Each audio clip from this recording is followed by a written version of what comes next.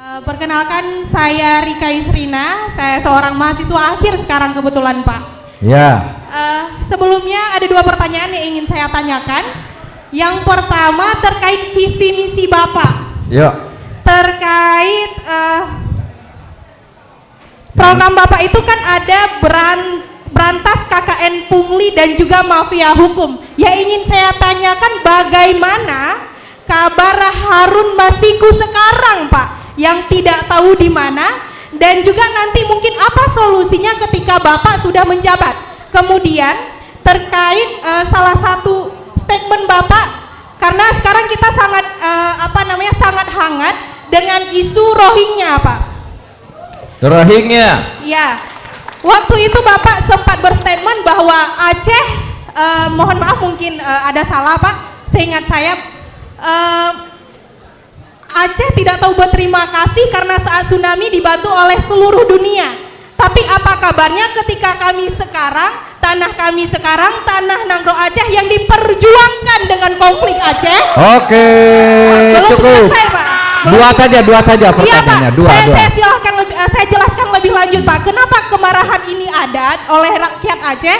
Karena takut terjadi seperti yang terjadi di Israel.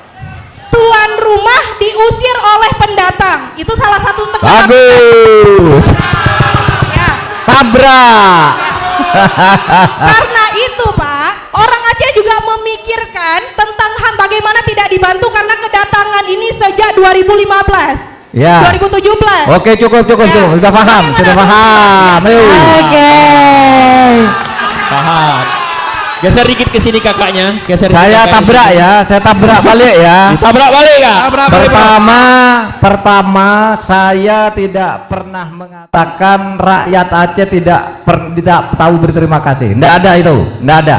Saya katakan ketika Aceh dilanda tsunami, seluruh dunia ikut membantu ke kita. Kenapa sekarang ada orang ngungsi tidak kita bantu sebentar? Cuma saya bilang gitu, tidak ada kata tidak tahu berterima kasih. Itu hoax luar biasa. Oke. Tabrak.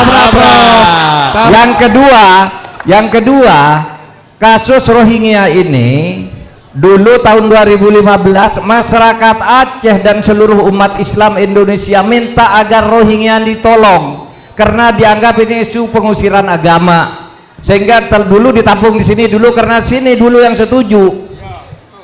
Gitu, tetapi ini ternyata setiap bulan, setiap tahun berkembang masuk menjadi tempat perdagangan orang. Maka kita sudah menolak ke dunia internasional, tapi yang sudah terlanjur masuk kan tidak boleh dibuang. Kita negara yang punya rasa kemanusiaan, ya. Oleh sebab itu, saudara juga harus tahu mereka yang Rohingya di sini itu hanya sementara, untuk segera dipulangkan ke daerah lain yang menandatangani konvensi PBB tentang pengungsi, ya. Dan saudara yang di sini nih bukan makan hak saudara, itu dibiayai oleh PBB. Orang Rohingya yang di situ tuh dibiayai oleh PBB, bukan oleh pemerintah Indonesia, bukan oleh APBN dan bukan oleh HPBD, ya. Jadi kita ini hanya menampung. Sekarang kita lagi lobby untuk segera mencari tempat. Karena begini, saudara, ada hukum internasional di mana tahun 51 PBB itu membentuk konvensi tentang perlindungan pengungsi. Nah, Indonesia itu tidak ikut menandatangani, sehingga sebenarnya Indonesia bisa saja ngusir. Karena Indonesia tidak ikut menandatangani konvensi itu, tapi Indonesia punya politik kemanusiaan. Gimana orang sudah sampai di sini mau dibuang di laut? Tidak boleh. Tetapi kita lokalisir dulu masalahnya, ini tepatnya, kemudian nanti kita kembalikan. Saudara ini sering bertanya soal Harun Masiku. Harun Masiku itu sekarang sedang lari, sedang dicari oleh KPK. KPK itu adalah institusi sendiri di luar eksekutif. Jadi KPK itu begini, KPK itu bukan lembaga legislatif, bukan lembaga yudikatif, tapi lembaga penegak hukum pidana yang berada di rumpun eksekutif tapi bukan bawahan pemerintah. Dia independen, dia yang cari.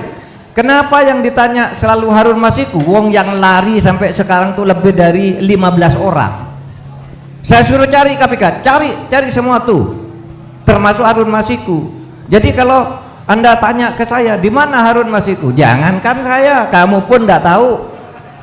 Ini tidak ada yang tahu kan? Kalau ada yang tahu, beritahu saya, besok saya suruh tangkap.